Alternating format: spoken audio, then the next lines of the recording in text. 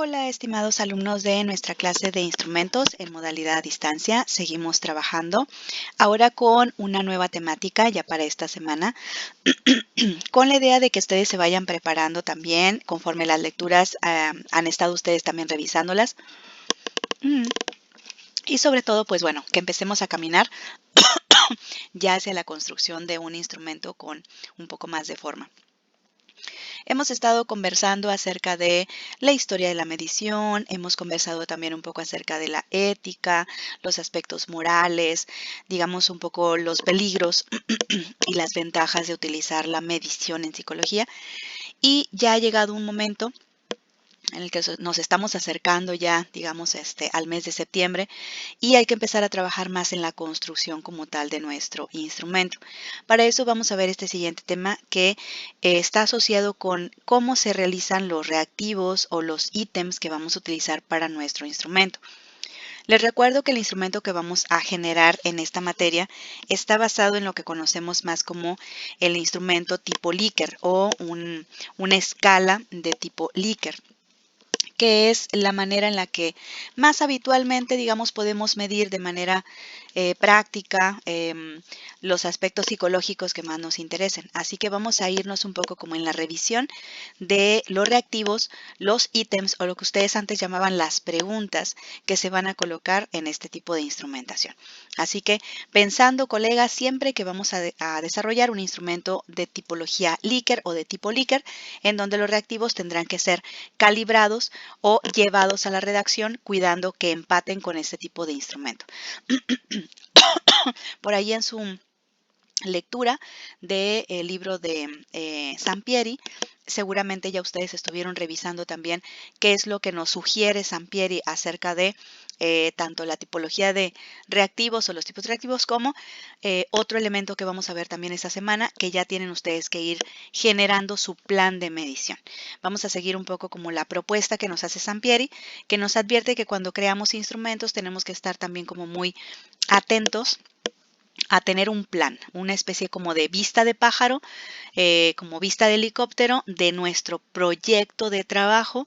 Les recuerdo que lo que están haciendo ustedes es francamente una investigación, solamente que es una investigación aplicada y llamada creación de instrumentos. Entonces, muy importante que la lectura que estén haciendo del libro de Sampieri, pues la apliquen acá. Bueno, vamos viendo entonces, compañeros, de qué se trata esto de los reactivos y cómo vamos a irlos pensando o desarrollando. Les recuerdo que deben seguir trabajando en la construcción de su teoría, pero la tipología de reactivos va a responder a la teoría que ustedes estén revisando sobre su temática. Bien, habitualmente los instrumentos, compañeros, van a tener dos posibilidades de trabajo o para acercarnos, digamos, a la psique de nuestro usuario, paciente, cliente o evaluado, vamos a tener dos posibilidades de acercamiento para que él nos pueda ofrecer su información dependiendo del fenómeno de estudio. Pueden ser lo que llamamos las preguntas abiertas o las preguntas cerradas. Cuando hablamos de cuestionario, que es una tipología de instrumento, las preguntas abiertas habitualmente nos ayudan cuando, digamos, el tema es un poco oscuro, cuando no está del todo, digamos, como clarificado ese tema o hay poca información o la información no es apropiada para la cultura o para el espacio geográfico y entonces es más apropiado poder solicitarle, en este caso a nuestro evaluado, que nos hable o nos escriba o nos dé una respuesta más bien más amplia. Y en este caso nosotros solamente dejamos la pregunta colocada en el cuestionario, pero a manera de que la persona nos la conteste de manera bastante abierta, precisamente como él considere de acuerdo a la información. A diferencia de cuando tenemos preguntas cerradas, donde habrá opciones creadas por nosotros, digamos que le dan un marco de acción muy específico a nuestro evaluado. En este caso, colegas, al hacer la escala Likert, de cualquier manera vamos a desarrollar un cuestionario inicial para nuestra escala. Pongan en mente que vamos a desarrollar un cuestionario sociodemográfico que va a ser digamos como el primer paso del instrumento, porque va a haber variables o elementos que vamos a requerir sí o sí. Por ejemplo, el sexo de la persona, la edad, el nivel educativo y algunas otras variables que puedan ser apropiadas para su tema. Entonces, sí vamos a crear algunas preguntas abiertas y cerradas, probablemente en la primer parte de nuestro instrumento, pero nos vamos a concentrar haciendo ítems más bien de tipo escala Likert. ¿Ok? Bien, cuando hablamos ya de la escala Likert, colegas, tenemos que tener en mente que la escala va a utilizar habitualmente ítems que se consideran afirmaciones. Es decir, nosotros no vamos a colocar preguntas del estilo, ¿le gusta a usted, ¿le gusta a usted pasear por el parque durante las noches? No estamos esperando que la persona nos conteste solamente sí y no. La escala Likert, como ustedes han estado revisando en sus lecturas, la escala Likert consiste en una gradación o graduación de respuestas que una persona nos puede otorgar a partir de una afirmación o de una oración que nosotros le colocamos para que él lo lea en primera persona. Por ejemplo, podemos ponerle el siguiente ítem o la siguiente afirmación. Habitualmente me gusta fumar, o habitualmente fumo, más bien, habitualmente fumo cuando me siento ansioso. La escala de respuestas que le vamos a colocar a la persona pueden ser de acuerdo, en desacuerdo o muy de acuerdo.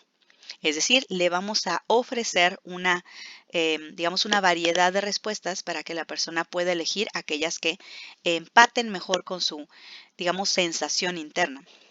Como pueden ver, cuando hablamos de entonces reactivos, ítems o afirmaciones, nos estamos refiriendo a lo mismo.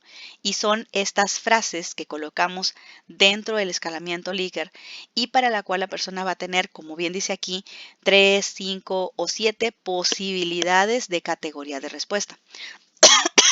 La cantidad de categorías de respuesta, colegas, va a responder tanto al fenómeno de estudio como a nuestro evaluado. Es posible que nuestro evaluado, por ejemplo, no tenga un nivel educativo muy amplio o que la encuesta necesita ser muy breve y muy rápida, entonces no podemos poner una gran variedad de posibilidades de respuesta. Pues por eso podemos solamente 3, por ejemplo, o nuestro evaluado tiene un nivel educativo, digamos, como bajo, así que en respeto a eso tendremos que poner menos categorías, pero que estén lo más apegadas a la posibilidad de respuesta que maneje nuestro evaluado. Podemos utilizar 5 o 7 categorías de respuesta cuando el fenómeno es complejo, cuando a lo mejor la población a la que nos estamos dirigiendo es una población con altos niveles educativos o una variedad socioeducativa bastante amplia. Así que en esas situaciones usar 5 o 7 categorías de respuesta no será algo raro, sino precisamente será bastante apropiado. Una escala Likert, colegas, es básicamente un colectivo de afirmaciones o ítems que las presentamos como afirmaciones o como juicios determinados ante un fenómeno. Y lo que se va a pedir a las personas es que las personas marquen su respuesta. ¿Okay? Coloquen su respuesta más apegada a su sensación o a su vivencia o simplemente a su opinión. En cada una de estas afirmaciones, ítems o reactivos, se espera que la persona, digamos, ponga su percepción o su opinión tomando en consideración los puntos que le hemos dado o las categorías que le hemos dado en la escala.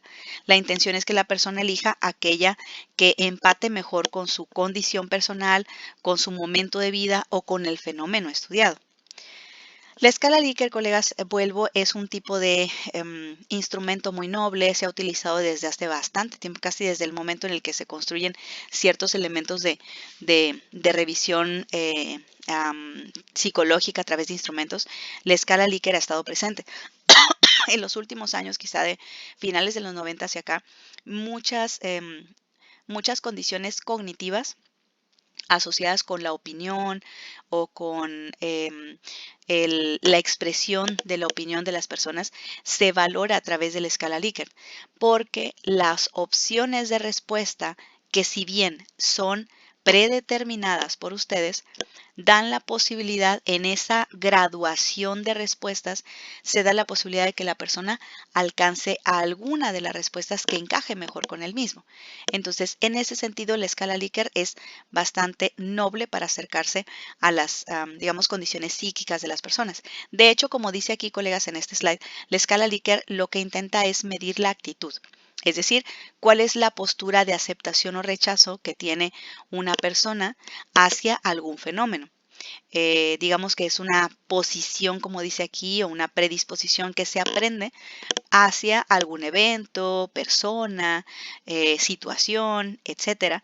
Y la escala Likert precisamente da la posibilidad de acercarnos a las actitudes de las personas. Como siempre, colegas, un instrumento no hace a la persona, sino se acerca de alguna manera a poder construir una mejor idea acerca de la psique de la persona. Así que la escala Likert es uno de los instrumentos más utilizados en los últimos años en múltiples temáticas en psicología.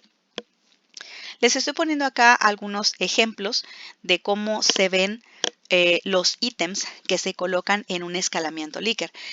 Vean cómo tenemos del lado más izquierdo, tenemos la afirmación o el reactivo o el ítem, todos esos son sinónimos, y vemos aquí, por ejemplo, una afirmación que dice: el futuro me preocupa. Si se fijan, está elaborado como en forma activa o en un tiempo activo, pues, de tal manera que está situada en el presente y pregunta, o más bien la afirmación se señala en términos de quien la lee, ¿no? El futuro me preocupa, como asumiendo una lectura interna que me involucra.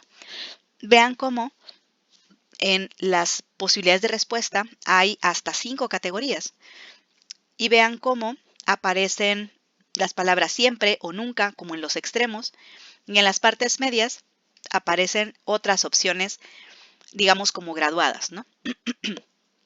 La mayoría de las veces sí, la mayoría de las veces no, algunas veces sí, algunas veces no.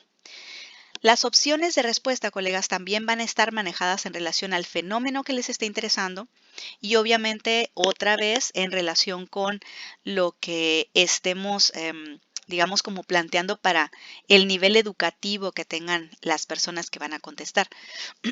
Vean que los dos ítems tienen las mismas respuestas en las mismas posiciones, no están revueltas, sino se colocan en la misma, digamos, posición, ayudándole también a nuestro encuestado o evaluado a que no se pierda, ¿no? Vean que incluso dentro de los paréntesis, en las opciones de respuesta, aparecen valores. Esos valores son asignaciones numéricas que van a generar ustedes también, precisamente para darle valores numéricos, digamos, más discretos, y que en su momento esos valores son los que vamos a utilizar en el análisis estadístico que vamos a hacer del instrumento. Ahora bien, si ustedes recuerdan, según la propuesta de lectura de Sampieri, estamos siguiendo, digamos, esta ruta para construir el instrumento. Ustedes ahorita están en la fase 2, deben estar en la revisión enfocada de la literatura. Es decir, hacer este análisis profundo, saber cuáles son como los elementos más novedosos, lo que está de vanguardia, etc. Nos vamos acercando, si se fijan, a la fase 3, que es identificación del dominio de las variables a medir y sus indicadores. Yo ya les estaré enviando pronto o probablemente ya para el momento que vean este video, probablemente ya les hice llegar algunos comentarios sobre los temas que ustedes han elegido y la formación de equipos que ya estuvieron haciendo. Y poco a poco, si se fijan, nos vamos acercando a la fase 4, donde un investigador como ustedes, que están en este caso trabajando en esta materia, pueden optar por desarrollar un nuevo instrumento, se puede generar una escala de actitud como ustedes ven aquí, y en algún punto se puede hasta decidir el contexto en el cual se aplica. Puede ser cara a cara, puede ser vía internet, puede ser a través de un laboratorio, etcétera. Si se fijan, poco a poco llegaremos a la fase 5, que es como tal la construcción del instrumento. Vamos a ir ya, digamos, como moviéndonos hacia allá, y en la fase 6 pues estaría la fase piloto, que es la que finalmente en esta materia lograremos alcanzar a hacer y hacer los análisis estadísticos que sean pertinentes. Ahora bien, ¿cómo se diseña una escala Likert, colegas? ¿Cómo es que ya nos ponemos a trabajar en ella? Yo les decía, creo que en anteriores videos, bueno, un poco en la presentación, trataremos de evitar, colegas, y los invito a que lo hagan así, a no generar estos instrumentos como lo hacíamos en la preparatoria o en la secundaria, como muy intuitivos, como solamente tratando de pensar cuál es la pregunta que debería de ir. Así no podemos construir los instrumentos. Hay que leer primero, a dar una gran base y plataforma teórica al instrumento que le dé la fuerza. Si ustedes tienen una buena revisión de literatura, casi es por seguridad, la escala va a pasar los elementos estadísticos necesarios. Pero si la literatura no estuvo bien revisada o hubo algo que a ustedes se les escapó en la literatura, es posible que la estadística nos va a mostrar el camino de que algo no se hizo del todo correcto. Así que vamos viendo cómo se crea una escala Likert y qué tiene que ver con esto del trabajo con los reactivos. Las afirmaciones, ítems o lo que ustedes llaman preguntas tendrán que ser, para empezar, como dice aquí, claras, precisas y comprensibles.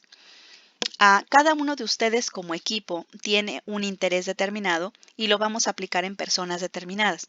Estas personas tienen que reconocer con relativa sencillez lo que le estamos abordando o lo que queremos abordar en cada reactivo, cada ítem o cada afirmación o cada consulta. Por lo tanto, ustedes tendrán que ser muy cuidadosos al momento de la redacción de que estas afirmaciones sean realmente claras, sean precisas y comprensibles, sobre todo cuidando el nivel de lenguaje o el nivel de vocabulario que van a envolver o que van a utilizar para poder envolver, digamos, a su evaluado. En este sentido, habrá también que ajustarnos al nivel de edad. Si ustedes van a hacer preguntas más bien a jóvenes o adolescentes, tendremos que cuidar que nuestros ítems sean precisos bajo digamos, la mecánica del lenguaje que utilizan nuestros adolescentes. Y si vamos a utilizar probablemente un instrumento para preguntarle a lo mejor a adultos mayores, pues tendríamos que estar también muy cuidadosos de que sean las palabras apropiadas y correctas, ¿no?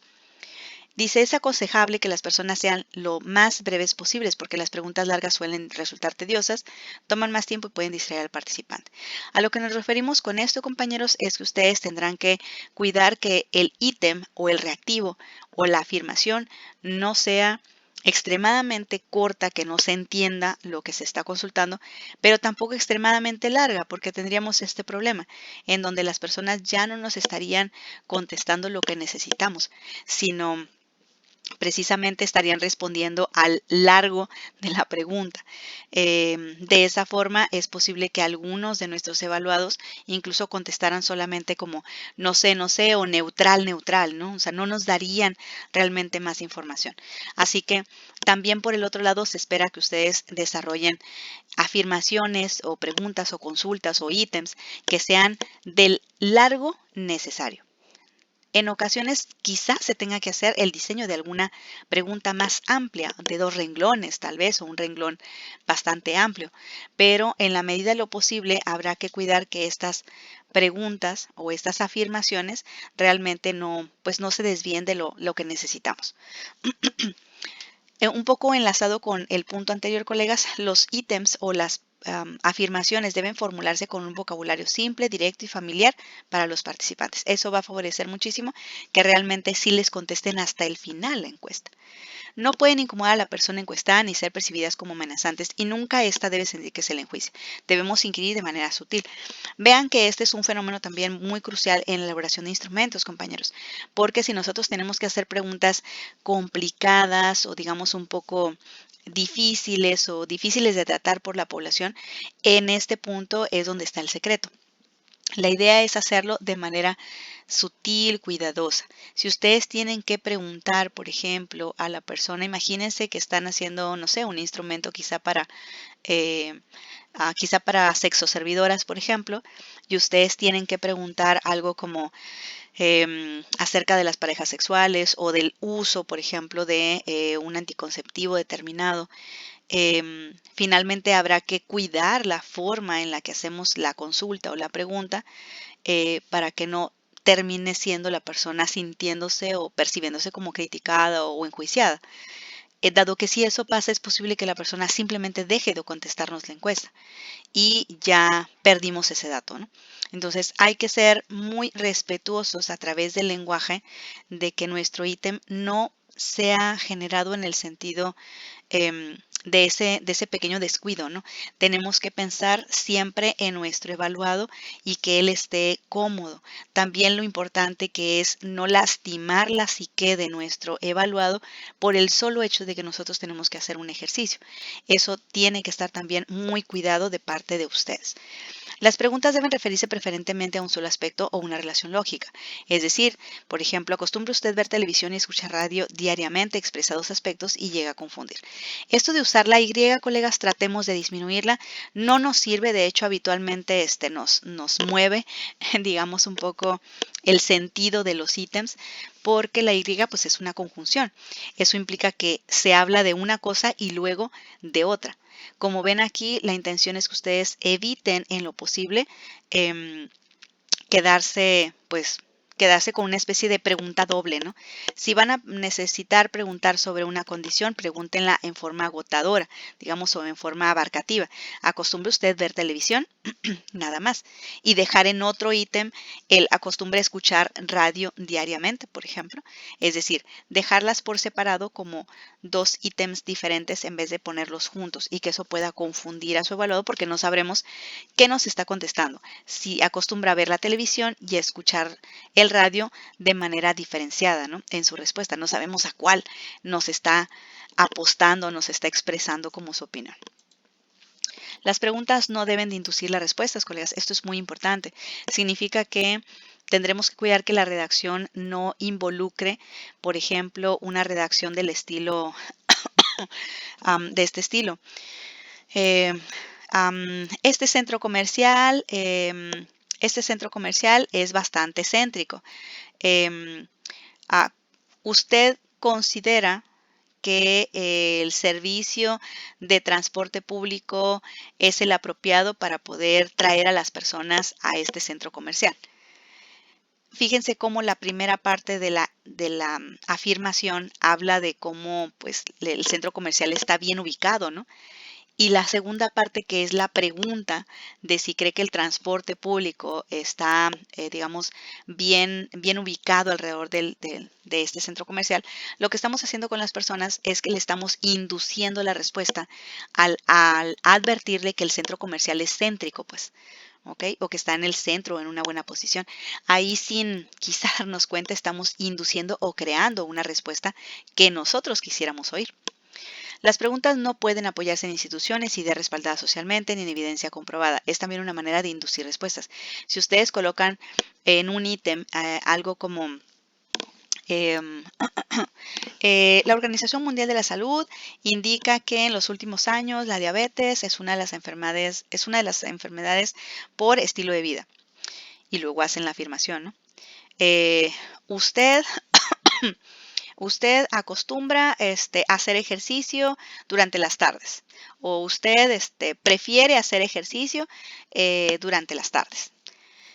Aquí se fijan al solo hecho de ponerle a la persona la idea de que la Organización Mundial de la Salud dice que la diabetes es una cosa muy fea. En ese momento están induciendo a la persona y están preparándola para que conteste entonces que, pues sí, que obviamente el entendido de este ítem es que deben de responder lo que parece más correcto, que es, pues si lo dice la Organización Mundial de la Salud, que hay que estar sanos, pues sí, ¿verdad? Sí, yo me gustaría o me gusta hacer ejercicio por las tardes. Las personas podrían tender a responder lo que nosotros estamos llevándolos a contestar, porque hemos antepuesto que hay una organización gigante a nivel internacional y cómo una persona podría decir que está en contra, pues, si esta institución es más grande que uno, ¿no? Entonces, hay una especie también como de inducción en estas preguntas, hay que evitarlas. Dice que es aconsejable evitar preguntas que nieguen el asunto que se interroga. Por ejemplo, ¿qué niveles de la estructura organizacional no apoyan el proceso de calidad? Es mejor preguntar sobre qué niveles sí apoyan el proceso. En este caso, colegas, ustedes van a caer muy fácilmente en este error de hacer preguntas negativas. Traten de evitarlas porque no sabemos a qué nos contesta la persona o qué exactamente está contestando. Por lo tanto, hay que evitarlas lo más que podamos. No deben hacerse preguntas racistas o sexistas ni que ofendan a los participantes. Si se fijan, tiene mucho que ver con el punto anterior, ¿no? Que finalmente la idea es que las personas se sientan cómodas con la encuesta o con el instrumento y no precisamente que generen rechazo. Si no, es posible que la persona nos deje de contestar o no nos quiera contestar finalmente la encuesta ya como en ningún momento, ¿no? Dicen las preguntas con varias categorías de respuesta y cuando el entrevistado solo tiene que elegir una, llega a ocurrir que el orden en que se presentan dichas opciones afecta las respuestas de los participantes. Por ejemplo, que tiendan a favorecer a la primera o la última opción de respuesta. En ese sentido, la idea es que las varias categorías de respuesta que ustedes van a colocar de acuerdo al escalamiento Likert, eso puede permitir a las personas que tomen más de una opción y que pueda la persona sentirse como cómoda, ¿no? En la elección de varias posibilidades. Sobre todo, precisamente para evitar esta parte en la que, digamos, pongamos solamente algunas opciones de respuesta y evidentemente es porque queremos que los números se inflen, ¿no? En esa opción en particular. Vamos viendo algunos ejemplos para que ustedes vayan analizando cómo se van a ver sus reactivos. Vean que en este caso les estoy mostrando dos ítems que pertenecen a una escala que se hizo hace bastante tiempo para identificar a los muchachos que entraban a una carrera de una universidad privada aquí en la ciudad y se quería saber si estos jóvenes realmente estaban como en la carrera por deseo personal o porque había habido presión familiar. Así que se les preguntaban estos dos ítems. El primero decía, estoy satisfecho con mi vida. Y vean cómo las opciones igual otra vez aparecen graduadas, ¿no? Siempre, la mayoría de las veces sí, algunas veces no, la mayoría de las veces no y nunca. Y ya aparecen los números codificados.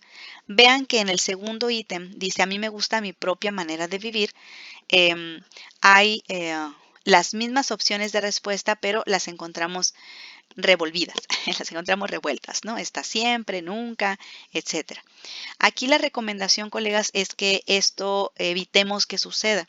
Es decir, la idea es colocar las opciones de respuesta en la misma posición de aquí en adelante de cada uno de los ítems. Así favorecemos a nuestro sujeto que se vaya habituando a que va a mirar pues reactivos de esta naturaleza y que va a encontrar siempre las casillas de respuesta de la misma forma y no que tiene que estar viendo a cada momento la clasificación de las respuestas para saber qué va a contestar. Vean que aquí hay dos ítems y uno de ellos está, digamos, más correctamente y otro no. Vean cómo en este caso dice, me siento inconforme al vivir de esta forma. Aparecen las opciones, aparecen los números que se les han asignado como valor de respuesta y de alguna forma este ítem está bien construido, ¿no? Veamos el siguiente que dice, siento que no merezco estar en este mundo. En este caso, el instrumento que estaban creando los estudiantes pusieron la palabra no merezco, es decir, hicieron una pregunta en negativo. Recuerden que eso vamos a tratar de evitarlo precisamente para minimizar las confusiones.